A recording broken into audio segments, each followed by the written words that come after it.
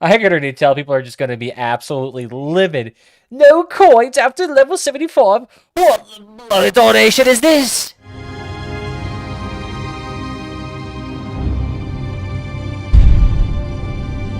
Either way, welcome back, everybody. Today we got this nice, lovely player here called the Polar Lions. Wow, who could have guessed it? A season being released on time. Who would have thought it? But I actually want to go over a few interesting things for this nice, lovely season here, just so we can get my thoughts down and see whether or not the season is worth your time. So let's get started. First things first.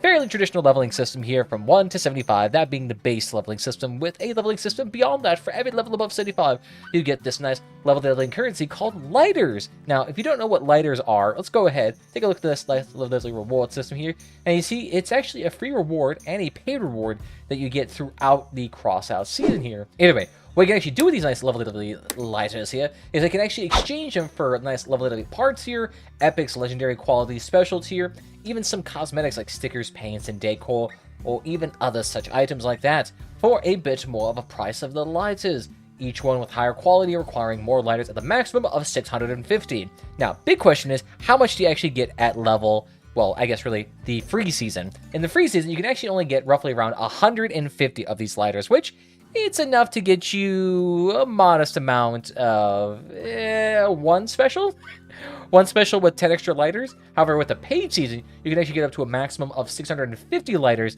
at the base level. With you actually be able to go beyond that, that actually gives you more lighters. So there is actually a potential to get an unlimited amount of these legendary parts.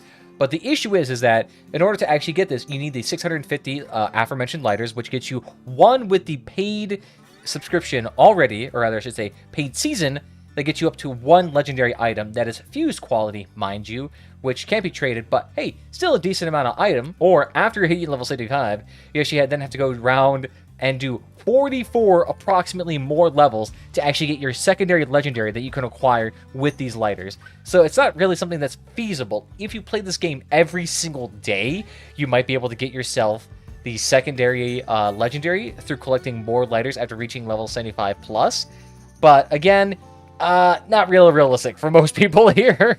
But another thing about this is that you actually get the coins from the free levels and the paid levels, 1,000 coins from the actual paid season.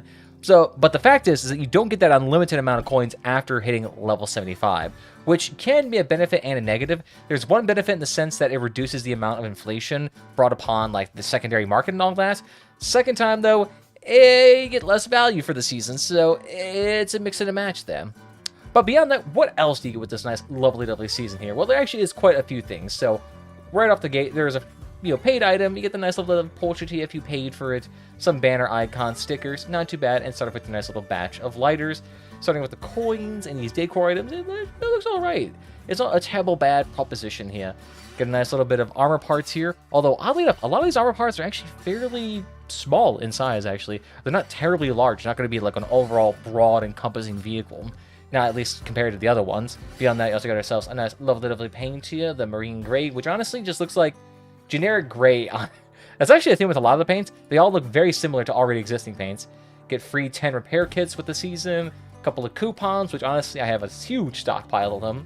Gets a strategic reserves, which has been in actually a couple of seasons now, which just gives you a chance at some of these resources here. In fact, the last couple of seasons we've got them, and I haven't opened a single one yet, so eventually need to get around to that at some point in time. Beyond that, more coins and lighters, and then finally back to our next lovely set of parts here, the Nautilus left and right bits, which looks alright. Next we get ourselves the marine red paint, which honestly just looks like rust brown. Realistically, a lot of these paints that you're getting, these special tier paints, not terribly hot tamales. Like, I'm not really feeling them terribly much, but hey, someone around there is probably going to want this, $20 paint at some point. I actually wonder if it's a reuse from in the game already. I'm not sure if it's actually brand new to this season, but who knows? Someone will probably tell me in the comments. Beyond that, when you start getting to level 17 and 18, is when you're now able to start making the actual blueprints for the Gungnir here. Which honestly, the guy who said it inside the video called it a Gungnir or something like that. I thought I was bad at pronouncing things, but damn, that dude's in another league. But again, still nice little part here. You get a nice little durability, time to overheat, and spread reduction for the fusion options here. Which, not terribly bad for this gun. If you don't know about this thing, this bad boy has its fire rate reduced by 16% at maximum heat, while having its spread reduced at 80% at maximum heat. So one of those weapons that really encourages you to use it and keep it at that high heat threshold, which honestly, really nice here in terms of making it much more of a long-range sniper. But you already know my thoughts about this gun. I've already talked about it in the previous news segment, so go ahead and take a look at those if you want to take a look. Beyond that, a nice lovely, very Cthulhu-esque metal octopus, which, Cthulhu, octopus, kind of same thing. Some more lighters for the freebies, a nice little background border here, which is pretty snazzy. And it looks like we got a side and top-mounted little heat exchange here, which, the fact that it's kind of ambidextrous, can go on both sides, definitely will open up a lot more options with it. Next, we got ourselves what looks like either the back end or front end of a car. Doesn't have any collision parts side of it, so I think it's more going to be a back end part, which not terribly bad. Next, the blueprints, but this is the one that's kind of an interesting little paint here, because if you actually take a look at it, it doesn't look that bad, but if you look at it like a step far away enough, and all of a sudden, it starts to look a bit swastika-like, if you know what I mean.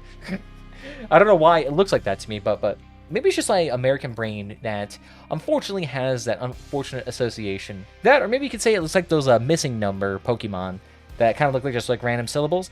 Kind of looks like that too, a little bit. Could be useful, but use with caution. Beyond that, we got ourselves a nice Slipnia tracks here, which have a almost a very rounded appearance to it, which definitely a traditional breakaway from the other tracks here. They have a lot more blocky aesthetic associated with it. And the fact that it has a side that kind of leans to that's partial on also makes it slightly different, because these ones are a bit more, I would say, even Stevens with their design. And you can see that it's a lighter version of the already existing hardened track, but is a little bit heavier than the small track and larger in size too, with the added bonus of being a lot more heat resistant, oddly enough, but not too bad. Compared to the hardened track, I almost think this is complete upgrade comparatively, unless you really need that extra tonnage and durability associated with the hardened track. Beyond that, new armor paws at the 28 level, which again, small but at least aesthetic looking. Coins, a nice little lovely sticker here, which honestly looks strangely high resolution for the Crossout. Like, if you're actually painting that on your car, that would be like a multiple day job doing that correctly. The fact that it's just like that, it looks a little bit off to me, but who knows. Next, we got a nice first CK, the Kobold here, with a nice lovely fused drone here. Came with a nice pseudo track, tire bark, kind of like a nice half track variety.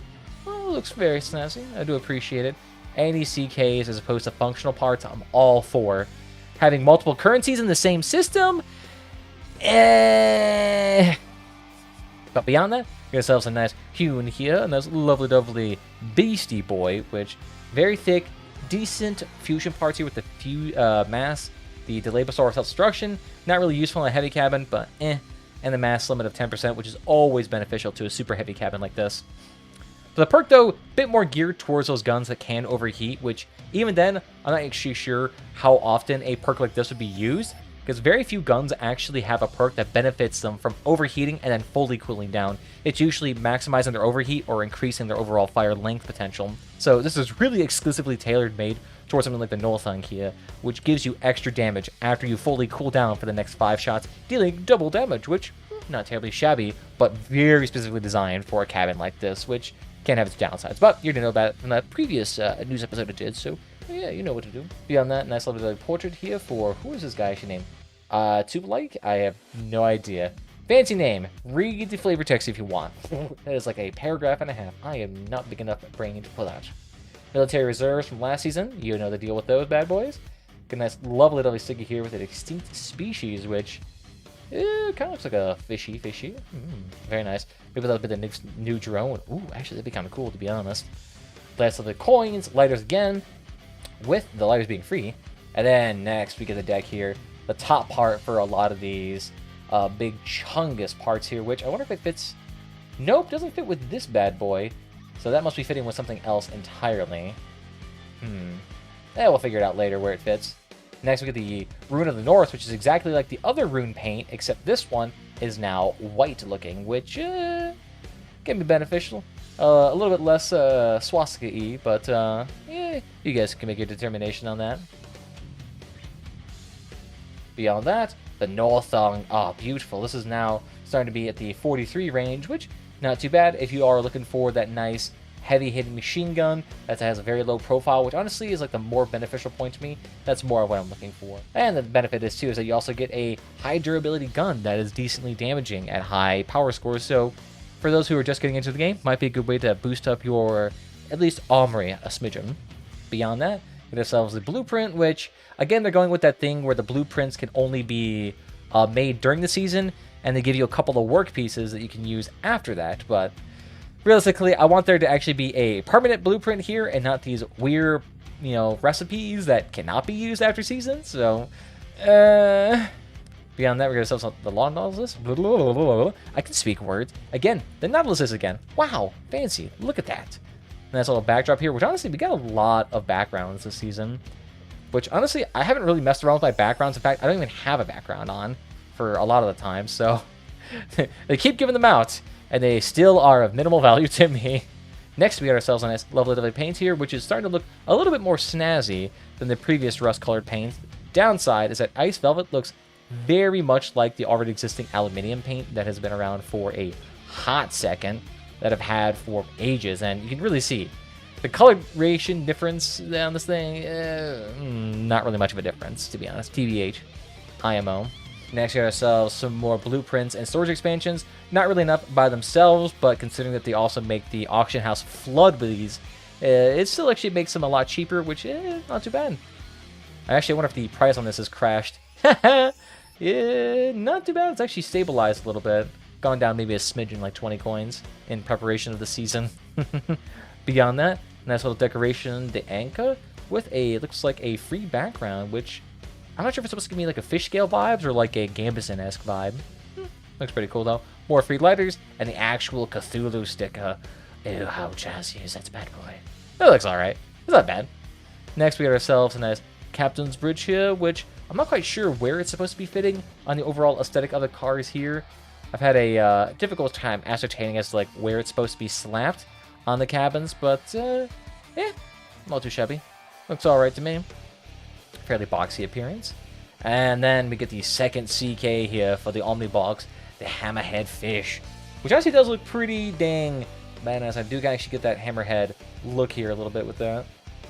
Not bad. If you guys are looking for like a pseudo-submarine-esque motorcycle thingamajig, congratulations, you found it. Beyond that, now we get the Mune, the actual big boy cabin here. It's a bit more substantial. This one, though, only tailored to drones, unfortunately. So if you guys hate drones, sucks to suck. You guys gotta get this anyway. Although, to be fair, the fact that it only works on autonomous drones, I'm not quite sure what that means, because all those drones are somewhat autonomous to begin with. Does it mean, like, fused drones don't get that extra 100% damage for 7 seconds? Or does that mean the yokais? Or I'm not quite sure what that means about that. We'll have to test that out and see how that works at some point, but that'll be another video, because otherwise it's going to be 400 minutes long. But you can see the nice little perks there: mass, self-destruction, and extra power, which, oddly enough, I'm not quite sure if power is going to be a big issue. Sure, it's a medium cabin, but it's quite a beefy medium cabin. Are you really going to need extra power on this bad boy? Unless you're using something like a lot of hovers, or using an absurd amount of tracks. I don't think you're really going to be dousing through a lot of power like that. Beyond that, nice little logo too, snazzy. And the first time we actually get the legendary crate that gives you resources and or coins, so that'll be interesting to see if this actually gives you an increase the amount of reward, or if it just gives you a higher chance of getting something like uranium ore. And the fact is, you get 2 of them too, so use them wisely. Although, to be fair, use them wisely, it's going to be the same regardless. Next, we got ourselves the Snow Wanderer here, which kind of looks like the guy a lot from the introduction video for this season, so not too snazzy, look jazzy. Some more coins and lighters for the paid season, and then the first official bumper for this nice faction. I think it's the only bumper, really. And you can see the stats for it down here, once I actually transition my fat face out of the way. 429 durability with 864 mass. So, fairly substantial little bumper here. Let's compare that to something like the Train Plow, if I can find it. There's an absolute butt-ton of these bumpers nowadays, though it's actually kind of hard to go through all of them. Reasonably, that is. There it is. Freight Train Plow. So, 800 durability and 700, or 1700 mass. So, fairly beefy that. It's more going to be at the lighter to medium end of the bumpers, and it's fairly substantial and covering for a medium-sized build. You also get 2 of them too, so you get a bit more space with it. But yeah, for a medium car build, actually not that bad. Not that bad. Probably fits well with the overall profile of this, because this is 6 long, and this is how long is this bad boy. It is also 6 long, so it's perfectly able to fit right in front of these bad boys. So, not bad. And next at level 67, we get the nice, lovely Deep Radiance paint, which honestly just looks like gray. Just looks like gray. You gotta love these color schemes here. They make it sound like an Apple product, like, oh, Deep Radiance. You gotta allow this absolute color. No. It's just gray. It's matte gray. What are you doing? Beyond that, we're gonna sell so nice, lovely Thor 6S generator here. Basically the Apollo killer, because basically no one is going to be running the Apollo after this bad boy comes out. Sure, the Apollo is a bit more substantial and less impactful if it explodes, but to be fair, if your Apollo explodes, you're basically already dead to begin with. So this, probably not going to be that much more of a difference in terms of, you know, overall deadliness on your car. So this, with the extra reduced mass on it, oh, it's going to be mandatory. Probably the best thing you can get from this season. Beyond that, nice lovely sticker here, which honestly looks really cool. Love these nice aesthetics on here. Almost kind of wish they'd be like a poster in a way. They would have it be for sale. Like you'd have just like a little artwork around the wall that's just all these stickers artfully displayed, of course. Beyond that, we also got ourselves interesting little design here where you get sea mines, which you can actually place them inside your garage, and they explode on contact, I assume. So, want to instantaneously kill yourself? Congratulations, you got away. Plus, you can place 32 of these in your garage? What? Okay. And fun fact, you can go ahead and actually craft them yourself if you're feeling down for it. So, I guess. Although, I'm actually curious as to what the price to craft these bad boys would be. You need quite a few of these epic tier parts to actually do it, which I don't even have. And I imagine these things, it's not terribly expensive, but enough to be inconvenient, to be honest. Especially if you want to craft all 32 of them, because you only get 3. So, have fun with that. Next, beyond that, we also got ourselves a nice lovely mentor here, so take a look at the nice little text if you want. It's Ivy's dad, apparently. Fancy. Next, we got ourselves the Thor blueprint for the very maximum level. If you want to be one of those people that refuses to buy into the system and craft it on your own volition, go ahead, knock yourself out. And then after that, after level 75, you get the aforementioned lighters. So, not too bad. I'm a bit peeved that they're adding in 2 different resources into a game in terms of currency. You get not only the coins, but then you also get the lighters too, which honestly just feels like you're padding out the season a lot more than usual by adding in just multiple currencies. Are we eventually going to get to the point where there's going to be 3, 4 currencies per system to kind of help pad it out? We'll see about that. I prefer them to have just more items in general that are worth of value, make the season permanent, that you can always participate at any point in time. I feel like that would be a better way to go about this, make it more of like a DLC season, as opposed to a season that's here and then gone. Because realistically, that's what Crossout needs, is a lot more permanent content, which honestly leads me great into my next little point here. The new map that comes out here actually is staying around permanently this time. Oh boy. You know, I'm a big fan of winter maps here, and this boy looks pretty dang beautiful in my opinion. Love the aesthetics of it with a nice boreal lights in the distance, little blimps you can shoot in the background, and just the nice activity with the volcano too. Ooh, very nice. I guess I can get the actual volcano name from. I really didn't notice that volcano in the backdrop the first time, but it's right there, so kind of makes sense. But yeah, definitely get a lot of different parts here with the Mentor faction. Love these cool blueprints. I would love to be able to see these out in the battlefield a lot more often. Although I imagine they're probably going to be fairly high power score with the amount of power score associated with those weapons. Who knows? Very beefy and chunky looking. And I do like kind of like the exposed track vibe it's going for as well. Very nice. Especially with the new armor track design. Very nice. Very sexy. Love to see maps like this, and it looks actually fairly substantially large too, which I do appreciate. I do like these larger maps that do slow down gameplay a little bit.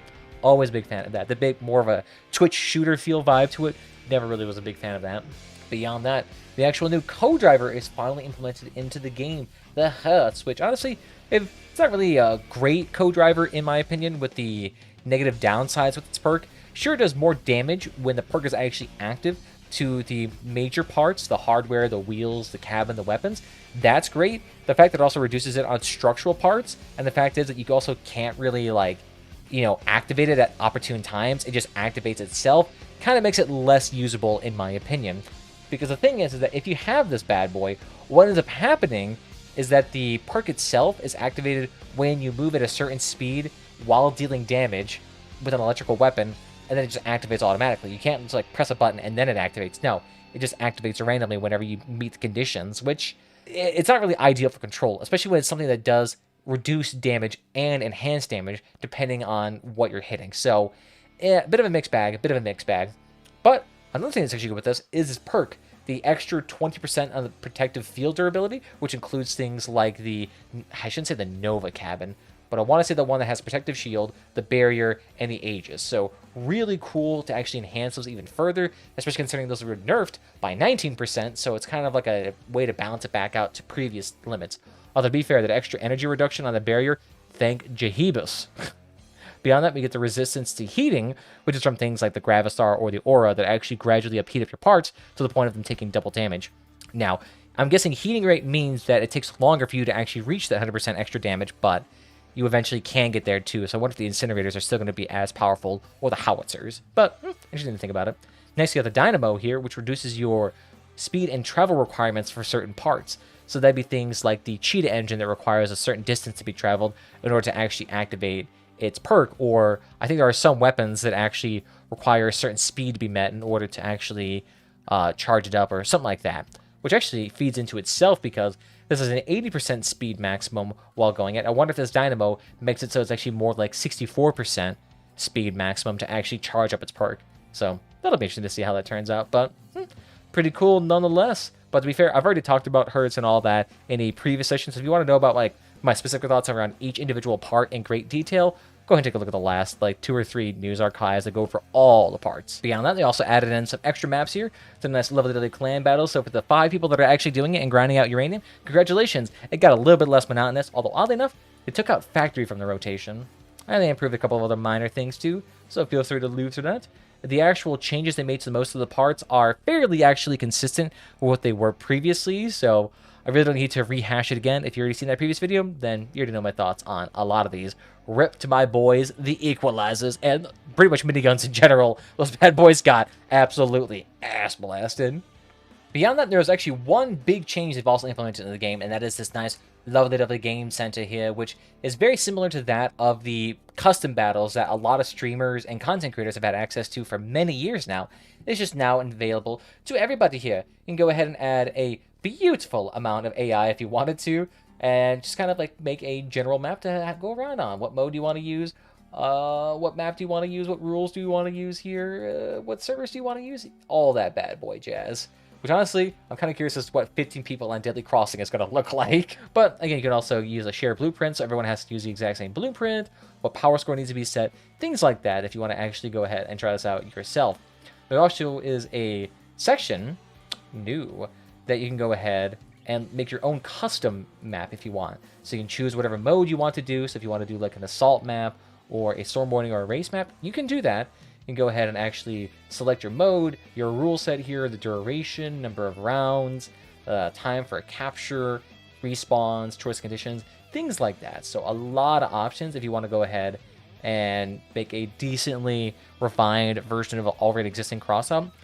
Don't get you wrong, it's not going to be like Forge where you have the ability to create, new assets or new maps or things like that. It's not a fully flushed out, game creation center yet. But honestly, if they keep working on this and make it so it can be like that, oh, they're going to have an absolutely beautiful time as well. Also, if you go ahead and actually make yourself a nice lovely mode, you can actually save it, so you can actually go ahead and go back to it at whatever point in time. See, I've already made that. Fortunately, though, can't really share to the exhibition from what I understand, so that's not an option yet, but, again, they'll actually go ahead and fix it at some point in time. Who knows? But definitely a great thing to have here, and definitely will be a lot of cool fun for all of your really mates who just want to play around with the game with each other, or if you just want to try things wacky like that. Now it's available to everyone, so have fun with it. And also be a really great way to actually test out the strength of the Crossout servers and make them crash as much as possible. I'm not saying you can do that. I'm just saying there's a distinct possibility that I quote-unquote am not endorsing. But beyond that, here's a nice lovely song here, which honestly looks, I shouldn't say looks, sounds pretty great.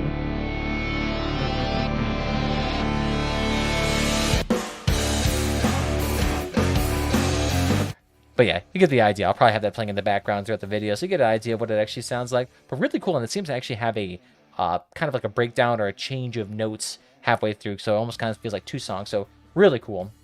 Beyond that, they updated the armor track here, so it includes the visual and physical model of it, so it looks a little bit more jazzy. And if you don't know what that looks like now, let's go ahead and take a look at our nice, lovely armor track in our inventory. I think I have one. Yeah, here it is.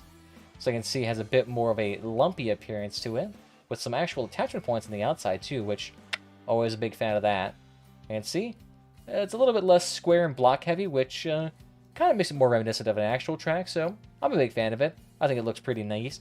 I guess it kind of fits the aesthetic they're trying to go for nowadays with the more of the less blocky parts. They also improved the handbrake mechanics here too, so if you're a big fan of that, congratulations, yay! And beyond that, they also have a number of bug physics as well, so very jazzy here indeed. If you guys are a big fan of that, let me know what your comments are actually regarding this whole season. Are you guys a big fan of it? Are you a big fan of the changes, the new maps, the new mode creation, the new code driver, all the new parts? Let me know down below here. Also, how do you feel about the addition of that new currency that doesn't stick around and doesn't really add, quote-unquote, too much value to your account? Are you guys a big fan of it? Are you guys think it's going to be good for the game, bad for the game? Let me know your thoughts down below, too. But beyond that, feel free to subscribe whatever platform is your favorite. We're on the YouTube, we're on the Twitch. We also have a nice, lovely members on the YouTube now. It's only for only $1. You get yourself exclusive emotes and just show your support for this nice, lovely channel. Do it now! I'm just kidding. You don't have to, but we really like it. But beyond that, there's also Twitter and Discord down below if you want to get notified whenever we go live, as well as just whenever I post videos, or just join the community. We'll have a little bit of fun there. Who knows about that? But beyond that, guys, I want to thank you all for joining us, and I'll see you guys next time. Bye-bye.